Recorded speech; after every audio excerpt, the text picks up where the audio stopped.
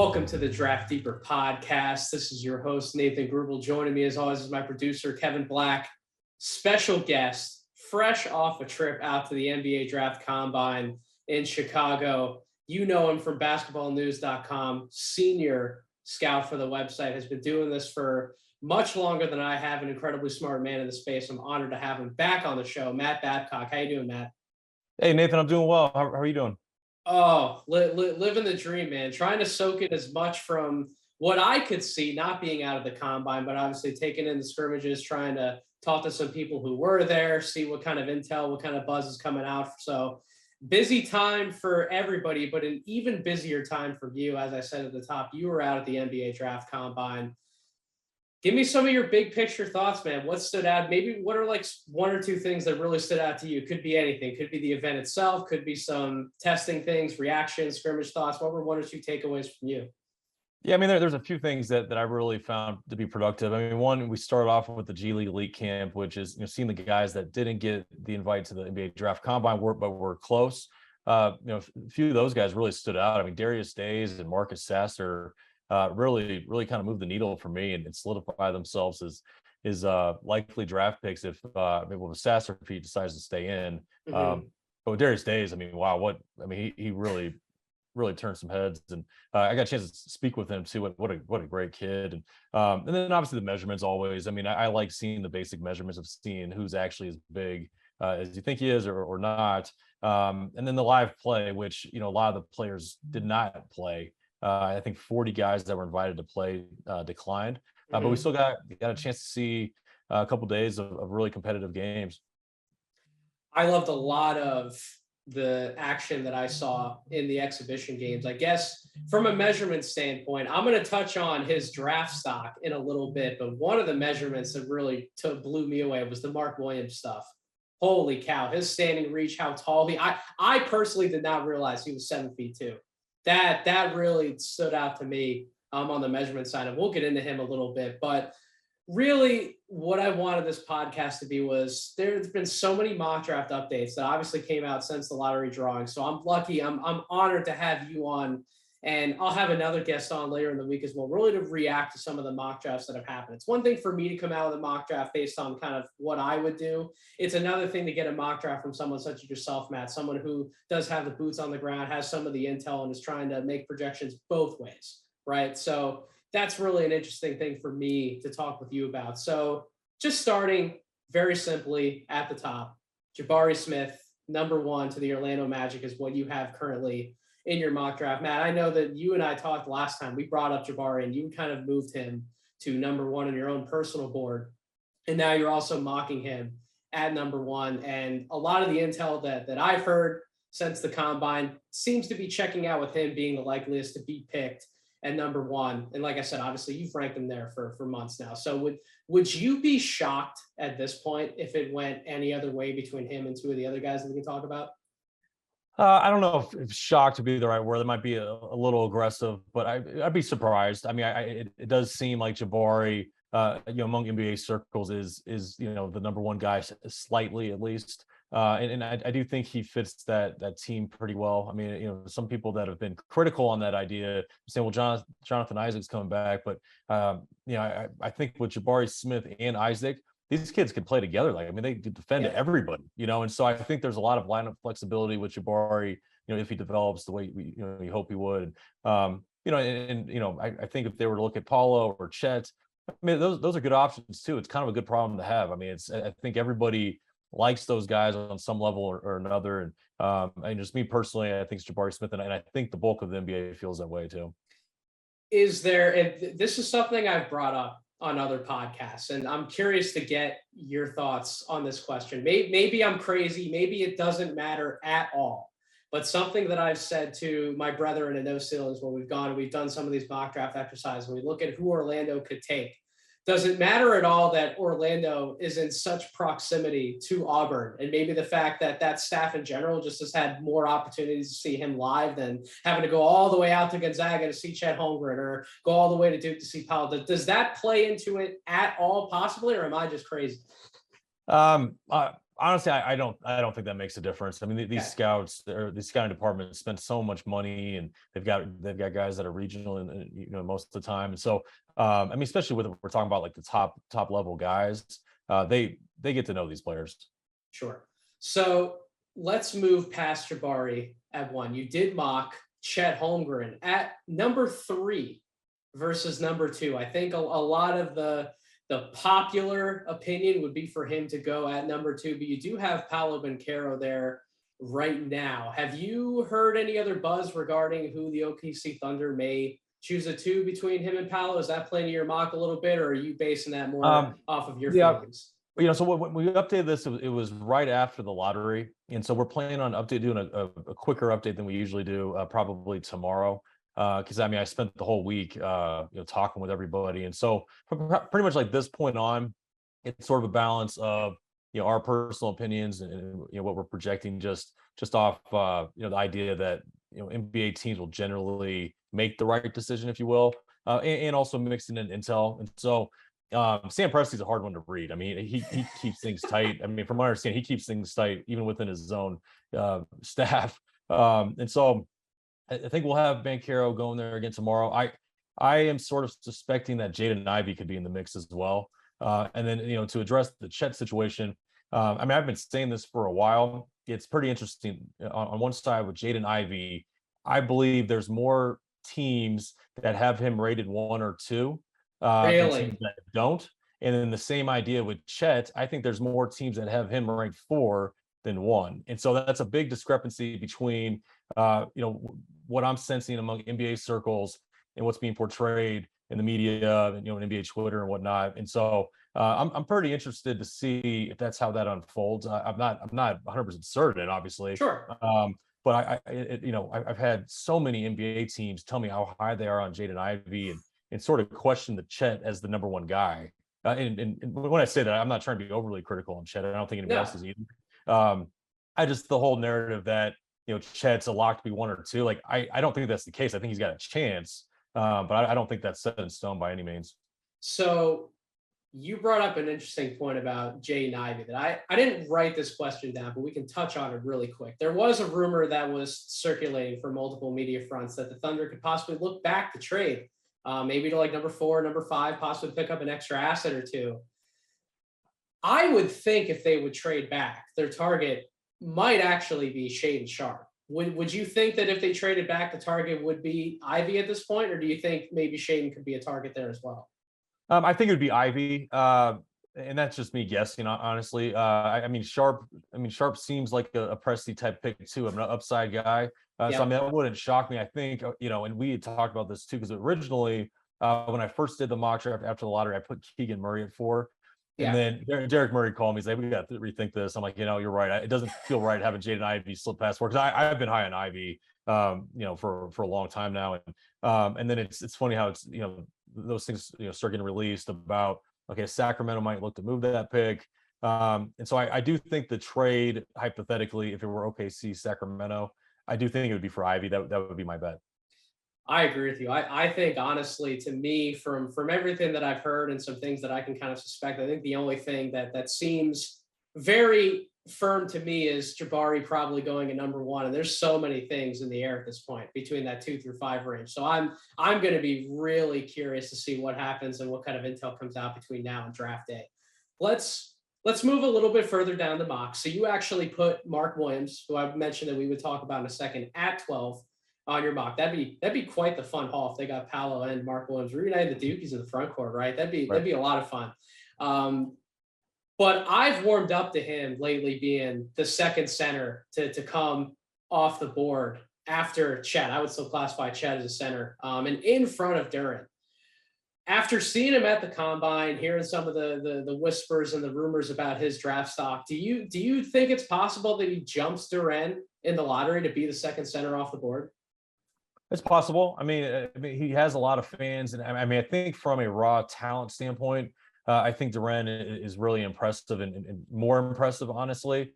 I think the potential difference would be sort of some of the background stuff. I mean, Duren's got some knocks on him. Selective motor, doesn't always bring it as, and I think these teams, as they juggle all these things, how big of a concern is there with that? And I'm not sure yet, but I know a lot of people have asked me those things. So jumping down, actually, I should say jumping back one pick. One player who has fallen greatly on my personal board, not necessarily by consensus, but my board. Since the last time you and I talked, is Ty Washington. Ty's really fallen into the 20s for me. You still have him mocked in the lottery range. Do you think teams still see him as a lottery prospect with so many intriguing wings and forwards that could kind of be around that 11 to 14 or however deep you want to go into like the top 20 range? I don't think he gets out of the lottery. Period. Wow. What makes you so confident in that? Just your evaluation, you kind of held on to I mean, that I've thought that all year, but just speaking with people, speaking with his agent, I would be shocked if I think he'll be the first point guard to go. Yeah, I don't. I'd be really surprised if he got out of the lottery. You think New York's the best destination where you have him mocked if that's the case if he goes in the lottery? Teams I've heard connected to him: San Antonio, Washington. I see New York. I haven't heard that, but I think that makes sense. And if he's not lottery, I mean, I think he's mid first at the worst. And the other guy is buzzing is Kennedy Chandler, who I think for the most part everybody has Ty first, Kenny Chandler second. But I don't think Kennedy's going to slip that far either. I think both of them are pretty much right in the same spots that I figured they would be from the get-go. Yeah, I think you mocked Kennedy at 19, so you kind of see him as like a top 20 guy at this point. Yeah, I mean, I think he's a solid first-round pick. I mean, not everybody's going to take a point guard, and so like that will determine where they go exactly. Sure. But I think as far as their market values go, I mean, I think Ty is going to start getting some heavy looks, mid-late lottery. Kennedy's, probably mid-first. All right. I have to do this to you. I have to ask you about one of the most, I guess bizarre is probably not the best word, but in the realm of a bizarre situation with the whole Leonard Miller thing going on, right? It's the talk of the town. It's the talk on draft Twitter, to say the least. Listen, I've gone back. I've tried to watch some of the high school film. There's not a ton of the Fort Erie stuff available, but we have some instat access. We've tried to watch as much of the film as we can. He doesn't pop off the screen to me, Matt. He's one of these guys that I think a lot of us in those ceilings are having a tough time in terms of getting him into the first round range, like on our boards. I think we comfortably see him as like a top 30, like top 40 guy would be a lot better to say it. You have him mocked at the end of the first round. And if you're asking me to make a bet on it, I do think he's going to go in the first round.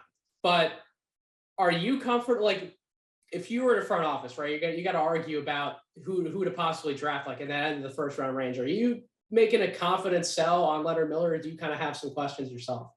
Well, here's how this sort of unfolded is, so I can't say I know him that well either. I was sort of strongly told to come check him out, as far back as November, and I didn't do it, which I regret. And he's gotten a lot of buzz recently. I mean, I've had a number of NBA teams call me so hyped up on him. I watched film, and talked to some scouts in Canada, and I put him at 29 after the lottery. But then I watched him for a couple of days. I'm going to pull him off. I think I jumped the gun, honestly. He's got the quote unquote sexy tools as a prospect, right? I don't think he's there. Like I'd like to see him go to school. That makes a lot of sense. I think I would definitely like to see a little bit more myself, especially considering that, like I said, he didn't pop off the high school tape to me. He did have some struggles in the exhibition games. I don't really think he left a good impression in scouts' minds. At least that's what I would probably think, unless they're just going off of the measurables, the tools. They're just going to bend on the potential they're going to take him late in the first round. I think that could happen, but I would agree with you. I think for me to have confidence in somebody like him, I think I would rather see him go to school as well. Another guy who you have mocked like in a similar range would be Pat Baldwin.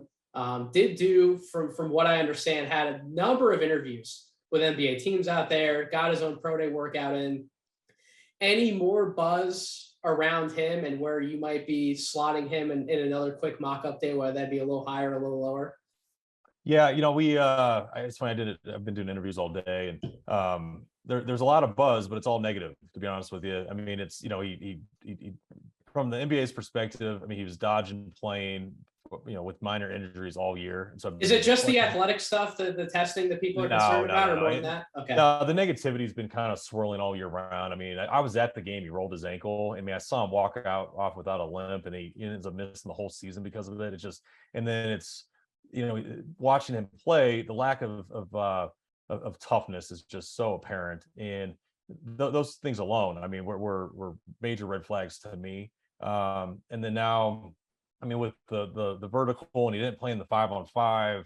I don't know. I think he should go back to school. I mean, I don't feel good about him right now. I mean, he's big, he's skilled. There's some major concerns there that he needs to address. So you do think it'd be likelier for him to go back to school at this point? Because I think he'd be better off. My gut tells me he's gonna stay in, and that's just my gut. I don't have a whole lot of intel on that, but I hope he goes back to school. He scares me as a prospect at this point.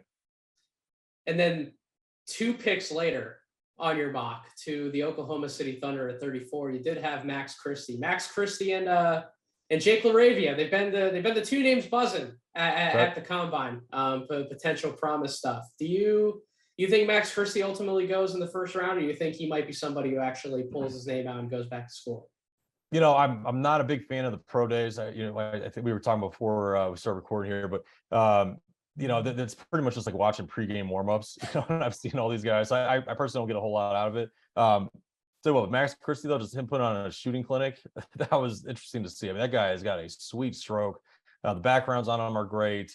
He didn't have the productive year like a lot of us would have hoped. I think he is a great prospect, and I think we have him 30. We have him 34 right now. Yeah, I wouldn't be surprised at all to see somebody snag him in the first round.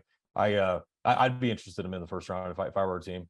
You think he's like a late first round guy? Or you think there's a chance he climbs even higher? Because like I talked to some of us at No Ceilings. Like there's some of us who want to rate him as like a top 20 guy still, despite some of the up and down season he had in Michigan State. Do you think he could climb higher, or you think like that back end of the first is probably? It wouldn't surprise me. I don't think I'm going to go quite that high just yet, but sure. I mean, let's not forget what happened with Josh Primo last year, and so it takes one team to have a player go high, and so I would not be surprised if Max Christie went higher than we're thinking.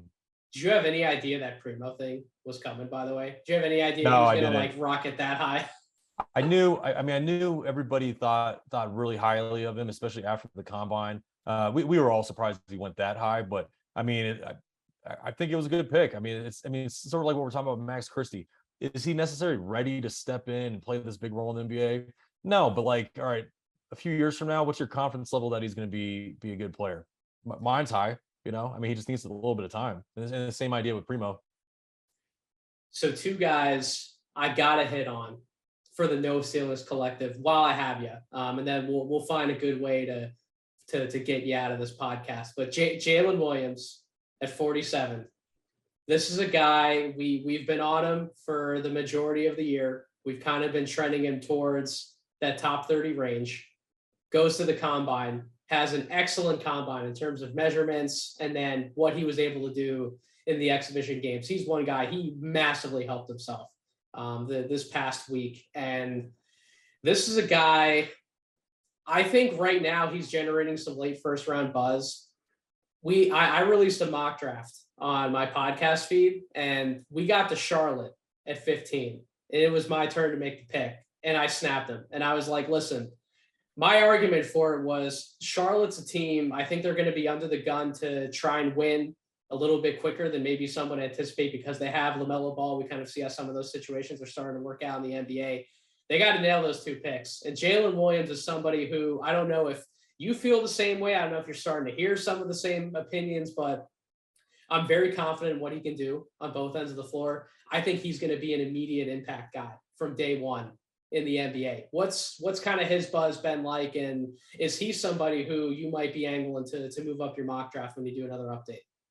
Yeah, no, I mean, first of all, yeah, we've already talked about moving him up from there. I mean, obviously he played since I updated that mock draft, and he did well. He showed well, measured well. I mean, he's really long. I mean, I think that if there's a knock on him, he's not the quickest kid. He leans more on his skill and his length.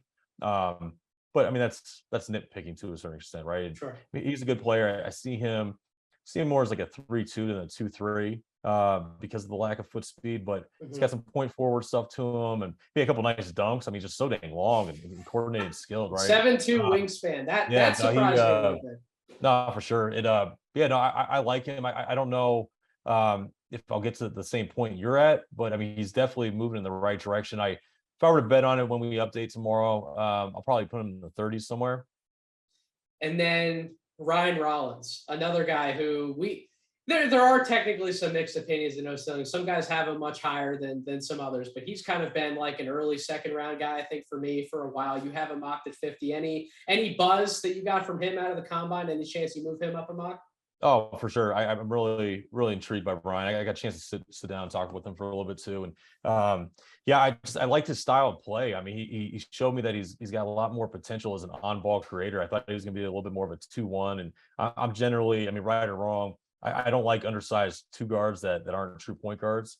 And I think he's much more of an on-ball guy than I expected. And I mean, very herky-jerky and quick and smooth and can create his own shot. I mean, I'm really interested in him, and I mean, he needs to get stronger. I mean, he's a younger guy. He needs to polish up his outside shooting. I don't know necessarily where we're going to put him in our mock draft, but I'm going to move him up.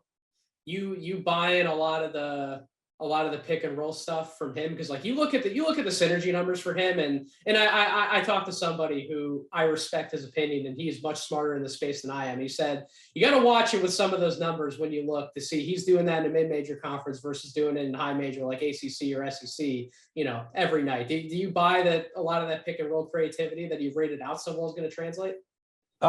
Yeah, I do. I mean, I haven't even looked at his metrics, to be honest with you. I'm honestly not a big fan of college metrics translating to the NBA, just as a general statement. I like it more of like analyzing NBA stats for NBA players and teams and, so on and so forth. But yeah, no, I mean, like I said, I think he's got a lot of potential as an on-ball guy. And so, I mean, with that, like the creativity kind of goes hand in hand with, with being a pick and roll guy. I mean, he's a young guy that needs to learn the game. He was the most talented kid at a smaller school. And which is another reason to be careful of those metrics, but I like his potential. I mean, he's an upside guy. I mean, I think you take him. I mean, he's a little bit of a project. I mean, you need to get his body together. And as far as pick and roll type stuff, that's something that needs to be taught too. I mean, it's a much more sophisticated, play at the NBA than it is to say the least. Right. What conference at the MAC conference or whatever it is. But long story short, I do like him, and he's moving up.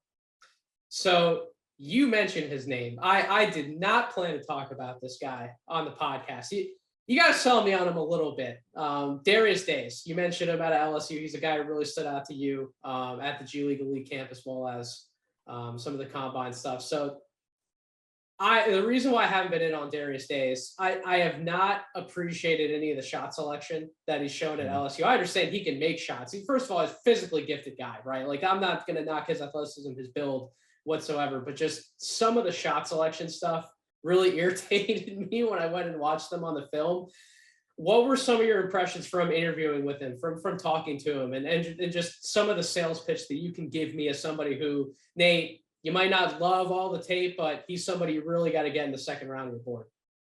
No, sure. I mean, from a personality standpoint, I mean, he was great. I mean, just a lot of character and personality, and somebody you want on your team. Just seemed like a winning type of guy. And as far as on the court, yes, he's going to need to adjust. I mean, he's going to be a complementary player at the next level, and with that, a guy like him will need to pick and choose his shooting. But like, I'm a big believer in coaching. Like, coaching is real, and it's something of substance. Perhaps because I'm, grew up a coach's son, I buy into it more than others, but it's something I believe in. And I do think if, this is where I think teams and myself doing so much background and getting to know these players, who's coachable, who can we groom, who can we mold? And Darius Days is somebody that I think you can. And I think it's somebody that you can get to buy in, that will contribute to winning.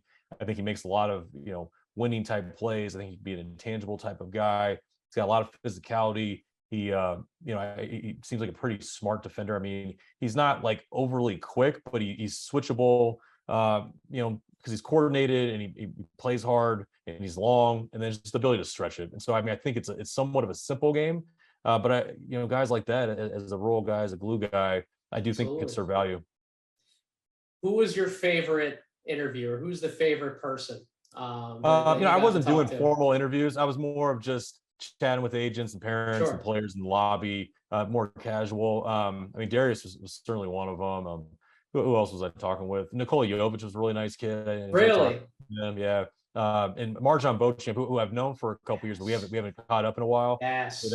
he and I had a great talk. I mean, we actually talked about me doing a formal interview with him in the next couple of weeks because when I first met him, he just signed with Frank Marciano and Chameleon BX, essentially where he was skipping school to train for a year. And they brought me down to be an advisor for the day. And he was skinny, he was immature, his body language was bad. He had this reputation for having a selective motor. And I was honest with him. I was like, hey, I did some homework on you. Here's what I'm hearing. That was back then.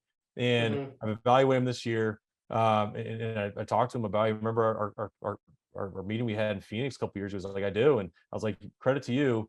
You've addressed all of those issues and more. And you're playing yourself into being a solid first round pick. And I don't know, it was just like, it was, a very deep conversation. And I really just truly appreciate that kid. Where do you feel his draft range is? I know you mocked him at 17, but like he's one guy, Matt. I've come around and I look at my board and I try and nitpick with it every single night. And he's one guy I kind of have him in like the 23 to 25 range, but I just sit there and I think about it, and he's one of the guys I did get to see in person this year, and I'm like, I want to move him up. Like Right. it's a lot about his game. Just I feel like it's going to translate to the NBA level. Like, are you confident in the range you have him in right now, or you think he might slide a little bit? No, I mean, I wouldn't be surprised if somebody took him a little higher. There we go. And I think he's on the older side, and so I mean, you get certain people that are very critical about anybody that's Mm. slightly older, and so I mean, could that make him slip some picks? But on the flip side, I think people's NBA people's confidence level is similar to mine. Is this guy's ready to go? I mean, I think this guy's ready to play in a rotation today, and just kind of no, I think his interviews, which I actually heard they were very good this week. Not just the Awesome. conversation I had, but having gotten to know him, he's going to impress people these next few weeks in these team visits. And so, I wouldn't be surprised to hear his name called in the late lottery, but I can't imagine him getting, past like 20 or 21. So, I mean, he's probably somewhere loosely in that 10 to 20 range would be my best bet. I got to ask you about then his teammate really quick, Dyson Daniels, who Yep. this guy, holy cow. I mean, I'm hearing like potential top six stuff, like legitimate, like top six Right. buzz with him. Do you think at this point he's probably going to be a lock to go in the top 10, or you still think he's in that late lottery range? I mean, I don't know if he's a lock to go top 10. He's definitely getting the action, and I know that for a fact. And Yeah. and the progression for me with him evaluating is I was at their first game of the year. It was their first. It was an technically exhibition game in Iowa, but it was their first formal game. And I was a little underwhelmed. He was very passive, but it was his first game of the year, right? And so I think I Yeah. kind of went pretty negative on him early, and he's just chipped away at me and seemingly everybody else too. And I think I talked to Derek Murray about it. We're thinking about putting him at 8 in New Orleans. And so that's top 10. So I don't think he's an absolute lock to top 10, but he's looking like close to a lock to be a lottery pick. I mean, that just makes a ton of sense from a team standpoint. But I look at some of these names, like I look at Keegan Murray, I look at Dyson Daniels, and they're just two guys that really stick out to me in terms of, man, they could fit so many different places. So like, Right. why am I not ranking those guys higher on my board? Like I've kind of lived in the same neighborhood for Dyson on my board is kind of where you have him mocked right now, but he's one guy I did have to go back and I had to move him. I think around that 7-8 range because I see him fitting so many places, and I find it hard for teams to pass on him. Just kind of for that reason alone. So before I get you out of here, Matt, just as we talked about with Josh Primo last year at 12, there's always one guy who just pops out of freaking nowhere into the lottery. It happens every single year. Is there any one name who you can think of off the top of your head who could possibly be like a little bit of a lottery surprise? Well, I'm not doing off the top of my head. I'm pulling my list right now. If I had to bet on one guy, I would say Malachi Branham.